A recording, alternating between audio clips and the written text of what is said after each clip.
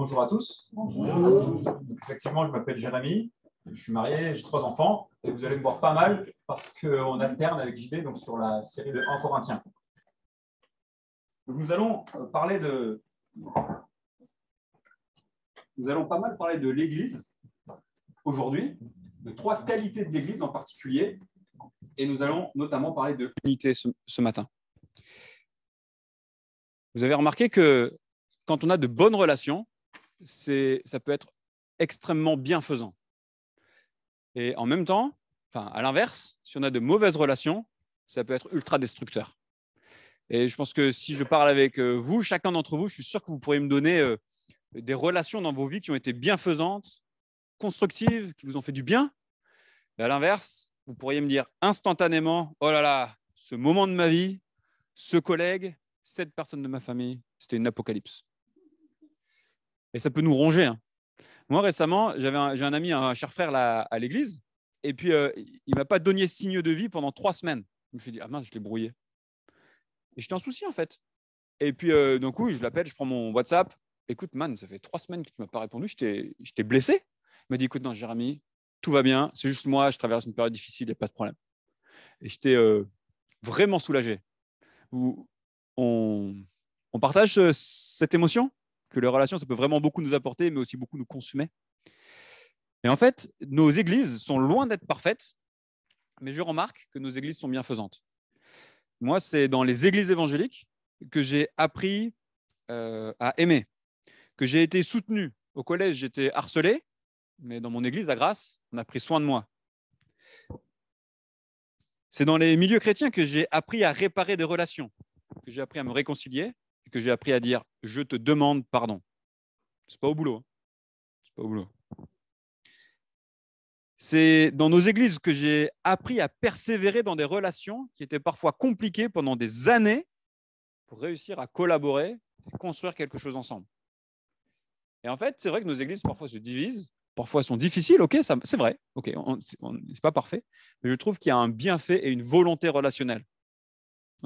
Ouais, d'accord, pas d'accord? D'accord, cool. Je peux continuer, merci. Et c'est Jésus-Christ qui nous offre cette unité et nous allons nous rappeler comment ça marche. Comment Jésus nous offre ce bienfait et comment ne pas le perdre.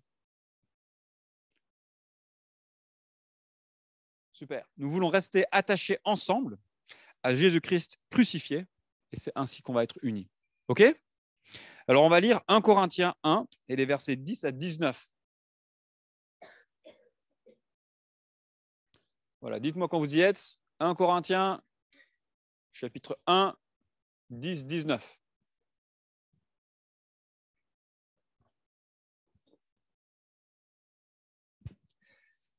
C'est bon, on peut faire lecture? Je vous supplie, frères et sœurs, par le nom de notre Seigneur Jésus-Christ, de tenir tous le même langage, qu'il n'y ait pas de division parmi vous, mais soyez parfaitement unis dans le même état d'esprit et dans la même pensée. En effet, mes frères et sœurs, j'ai appris à votre sujet par l'entourage de Chloé qu'il y a des rivalités entre vous. Je veux dire par là que chacun de vous affirme « Moi, je me rattache à Paul, et moi à Apollos, et moi à Céphas, et moi à Christ. » Christ est-il divisé? Paul a-t-il été crucifié pour vous, ou est-ce au nom de Paul que vous avez été baptisé? Je remercie Dieu de ce que je n'ai baptisé aucun de vous, excepté Crispus et Gaius. Ainsi, personne ne peut dire que j'ai baptisé en mon nom. J'ai encore baptisé la famille de Stéphanas. Pour le reste, que je sache, je n'ai baptisé personne d'autre. De fait, ce n'est pas pour baptiser que Christ m'a envoyé, c'est pour annoncer l'Évangile. Et cela sans recourir à la sagesse du langage, afin que la croix de Christ ne soit pas vidée de sa force. En effet, le message de la croix est une folie pour ceux qui périssent, mais pour nous qui sommes sauvés, il est la puissance de Dieu. Du reste, il est écrit « Je ferai disparaître la sagesse des sages et j'anéantirai l'intelligence des intelligents. » Quelles seraient les idées clés, le découpage un peu que vous voyez dans ce texte?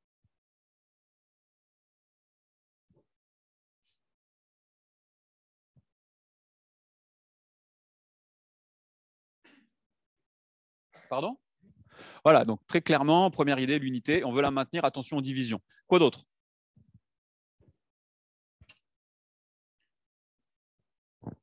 C'est quoi ce débat? C'est quoi le débat au milieu? Pardon? Ok, tu le vois quel verset?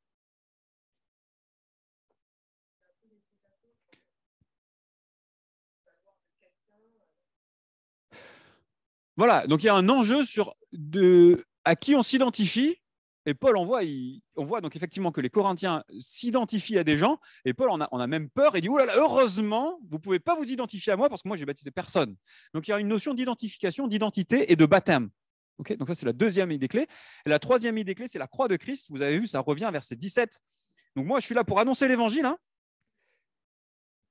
et vous avez la croix de Christ, le message de la croix, la puissance de Dieu. Okay, donc on a trois idées clés. Être attaché à l'unité, je suis attaché à l'unité, je suis attaché à Jésus-Christ et je suis attaché à la croix. Okay, un message très simple. On va respecter le texte en déroulant comme ça, mais en fait, intellectuellement, ça aurait été presque plus simple de le prendre à l'envers. Mais bon, restons, suivons Paul, et donc partons sur « je suis attaché à l'unité ». Quels sont les deux plus grands commandements, nous dit Jésus?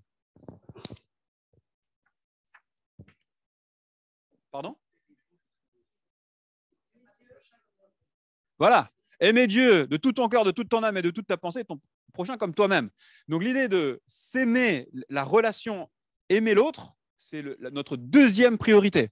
Okay, et de base, on doit aimer tout le monde, mais dans l'Église, on a une réciprocité et on peut s'attendre à ce que moi, j'essaye de t'aimer toi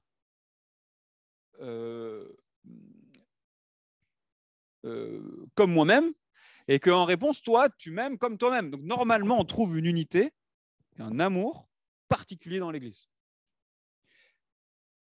On voit qu'on peut avoir une unité dans notre message, verset 10, c'est peut-être pour ça que notre sœur a dit la vérité. C'est vrai qu'il faut être unis dans le même état d'esprit, dans la même pensée. Et il y a l'idée de marcher ensemble, de rester unis. Dans l'évangile de Jean, au chapitre 17, donc c'est la prière sacerdotale, c'est un passage très émouvant, vous pouvez le relire.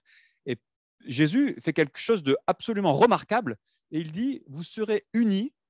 Je prie, en fait, donc Jésus prie le Père pour que les chrétiens soient unis comme nous sommes unis.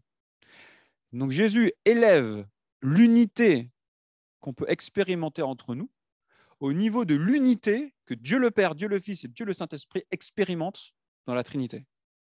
C'est incroyable.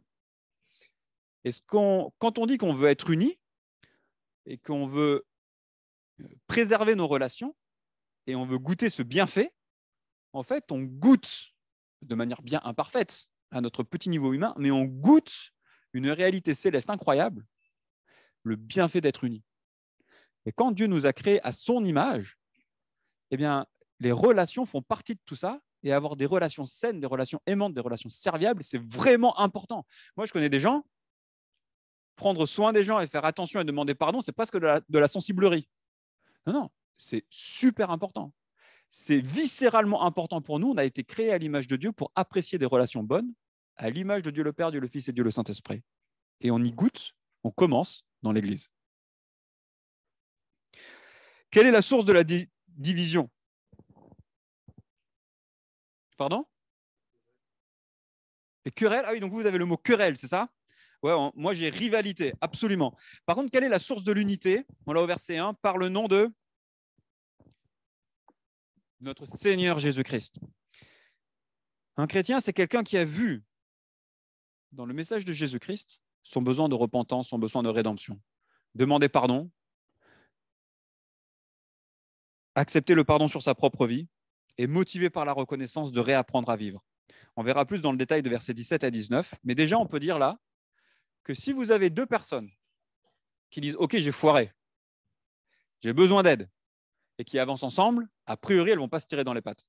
Hein, parce que quand quelqu'un dit « j'ai besoin d'aide », bon, certains sont tordus et tirent dans les pattes. Mais en général, quand quelqu'un dit « j'ai besoin d'aide », qu'est-ce qu'on fait? On aide. Et donc, quand on est ensemble, en train de se rapprocher de Christ et d'être unis autour de Christ pour dire « j'ai besoin de pardon, j'ai besoin de rédemption sur ma vie, j'ai besoin d'avancer avec Christ », on s'entraide. Et au nom de Christ, on a la source de notre unité. La désunion, vous l'avez dit, c'est l'orgueil. Moi, je suis meilleur, moi, j'assure, moi, je sais mieux que toi. Et là, on arrive au problème des Corinthiens.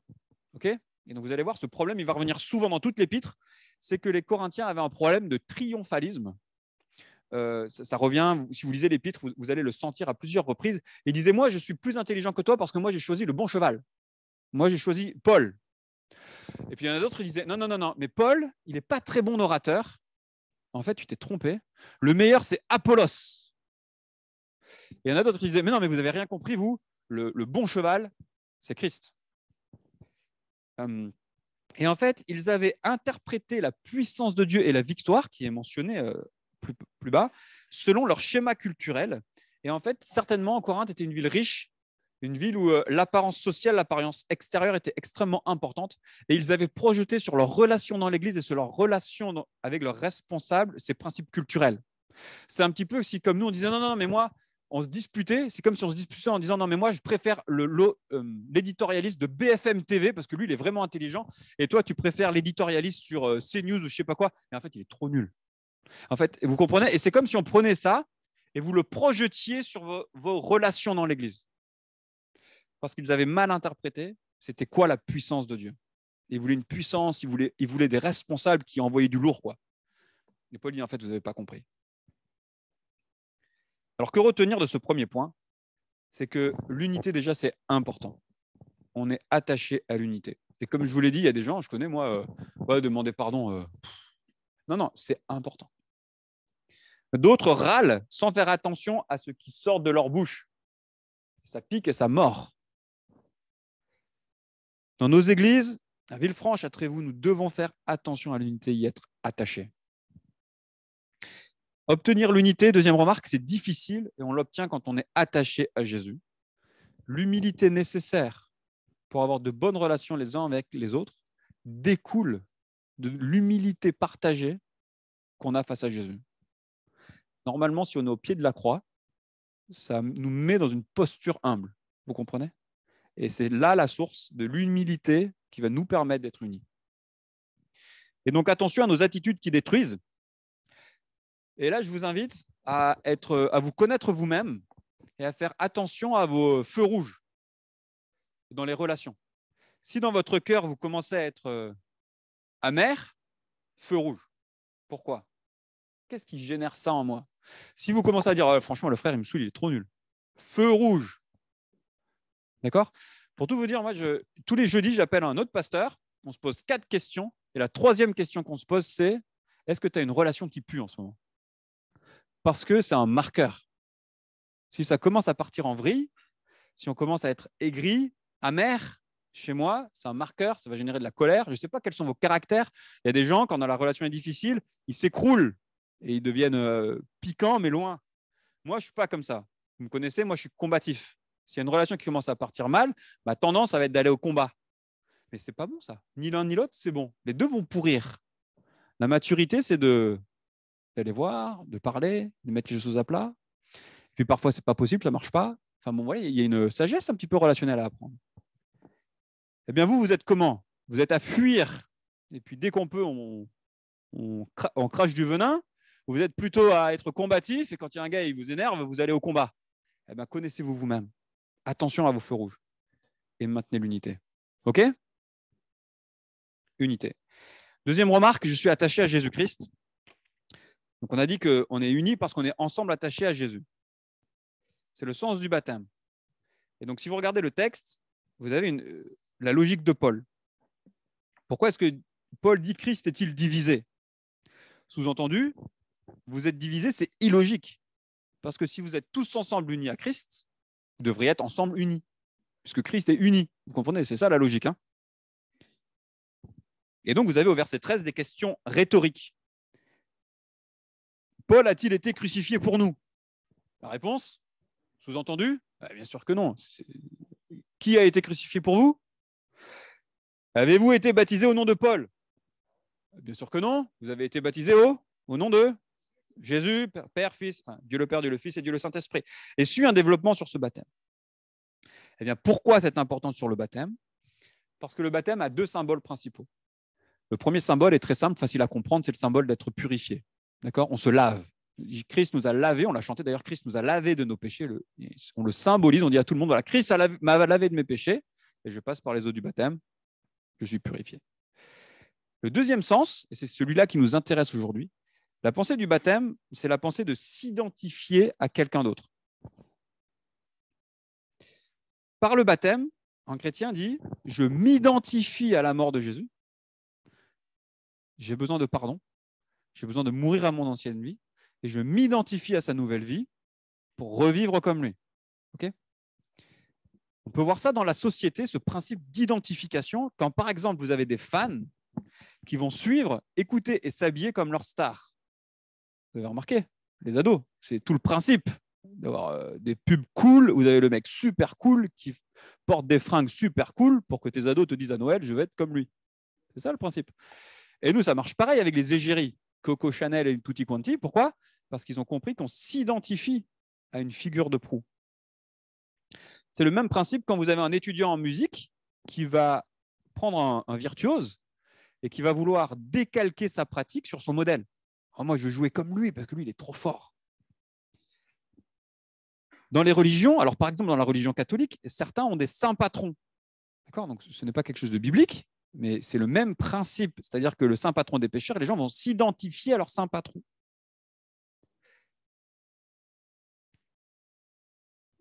Et on voit ça aussi en politique, quand vous avez des électeurs ou des partis politiques qui vont s'identifier pour certains à Marx.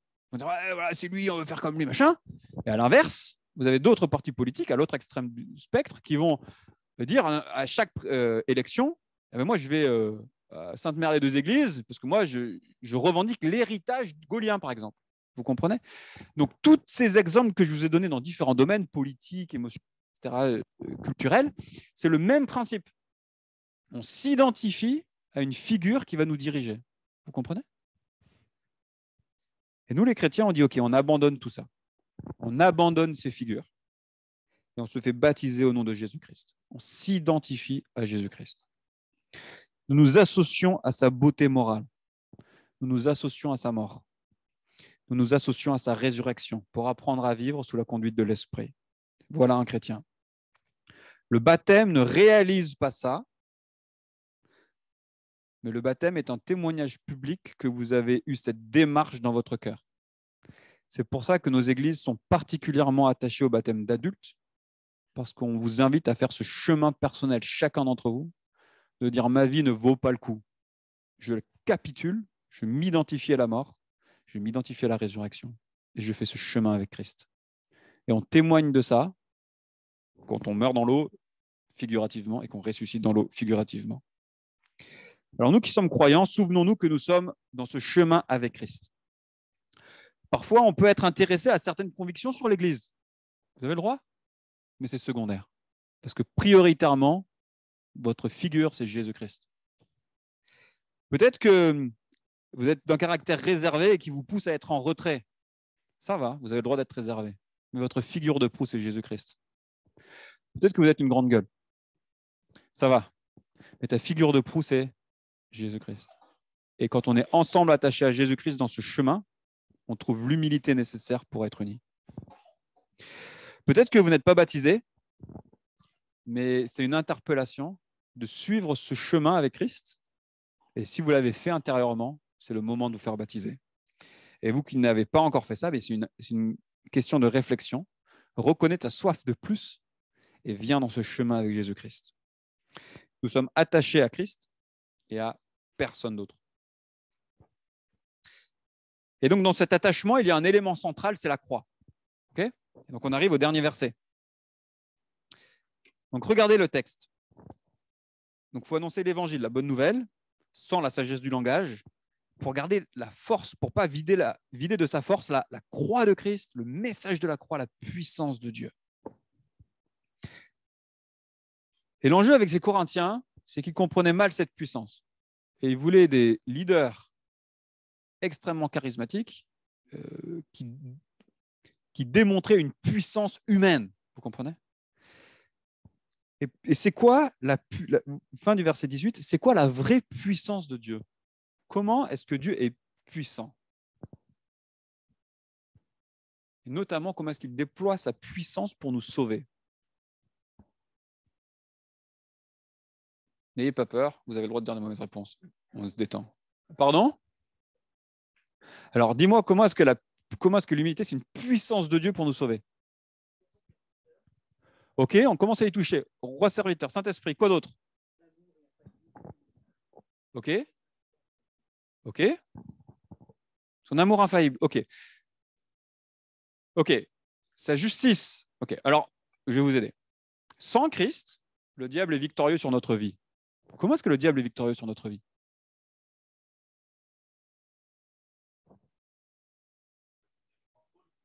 Alors, il y a le contrôle. Ouais. Comment d'autre? Yes, alors là, on y arrive. Il nous séduit et après, et il nous accuse. L'arme du diable, c'est l'accusateur. C'est l'accusation. Donc, il vous prend, il vous fait chuter, effectivement, par la culture, etc. Il vous met dans la mouise et après, il vous accuse. Et la force du diable, en fait, il s'appuie sur la loi de Dieu et il dit, regarde, t'as loupé, t'es nul. Et Dieu, il va te juger, il va t'envoyer en enfer. Et il te maintient dans la peur, dans l'échec, dans la culpabilité. Comment Dieu nous donne comment Dieu a la puissance pour nous sortir de cette situation? Alors, plus précisément, il nous a libérés. Comment? Comment par la croix? Comment par le sacrifice? Par la grâce, on y arrive. Par le pardon. Par le pardon. Par le pardon. D'accord? Donc, le diable nous tente, le diable nous fait échouer, il nous accuse. Et ainsi, il nous domine. Jésus-Christ meurt. En mourant, il devient notre parfait substitut. OK? Il prend nos fautes, notre faute pénale, notre faute morale. Il la prend et il l'expie. L'accusation du diable devient vide parce qu'il ne peut plus nous accuser. Vous comprenez? Et là, on a la puissante source du pardon. Quand on a fait quelque chose mal qu'on regrette, quand parfois certains d'entre nous, on porte des fautes qui nous tourmentent, eh bien, venons à Christ et disons l'attaque d'accusation contre nous ne tient plus. Christ a porté ma faute morale. Vous comprenez? Deuxième chose que Christ fait à la croix, c'est qu'il fait un acte d'amour ultime. Il fait l'inverse d'Adam. Là où Adam a dit « je désobéis à Dieu pour chercher mon propre intérêt », Jésus a dit « j'obéis à Dieu et je cherche son intérêt ». La croix, c'est l'acte ultime d'un Dieu qui était au ciel, qui quitte, qui sacrifie tout par amour pour venir vous sauver. C'est l'agneau parfait. D'accord? C'est l'acte d'amour ultime que Dieu approuve. C'est la victoire sur le diable. Le diable n'a pas réussi à faire chuter Jésus. Jésus, c'est le seul qui n'a pas chuté. Dieu a la victoire. Jésus a la victoire.